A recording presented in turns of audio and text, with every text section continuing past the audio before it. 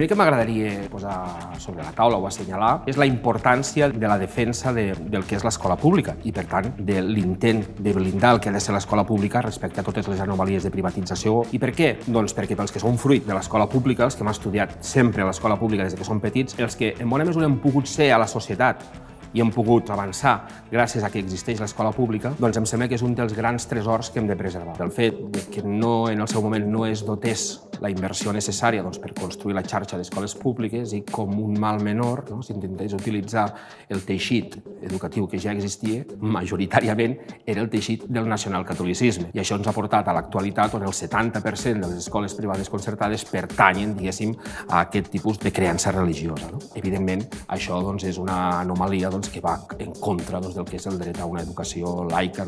La gran retallada que es produeix a partir de l'any 2010, del 2010 fins a l'actualitat, l'infrafinançament de l'escola pública està al voltant dels 8.500 milions d'euros. I si tenim en compte, per tant, la despesa en educació hauria de ser un 6% del PIB, en el cas català no s'arriba ni al 2% del PIB, el que ens trobem és que el volum de recursos pressupostari és un volum de recursos molt limitat. A l'hora de parlar de les dades que hi ha darrere del que seria el finançament públic de la privada concertada, no existeix molta transparència al respecte. És difícil trobar dades. Però el que sí que sabem és que la privada concertada, en el cas de l'estat espanyol i en el cas de Catalunya, és un fenomen important al que s'hi destinen molts diners. L'escola privada concertada és un mecanisme que tenen les classes mitjanes i mitjanes altes d'aconseguir una escola privada a baix preu. Ens n'estem adonant que el sector privat té una capacitat brutal d'introduir-se en el que seria el món de l'educació. Les dades a nivell global serien que entre 5 i es parla que fins al 2025 poden arribar a ser 6,5 bilions d'euros són els que estarien entrant en el negoci de l'educació, pràcticament 6 vegades el PIB de l'estat espanyol. Tot el que són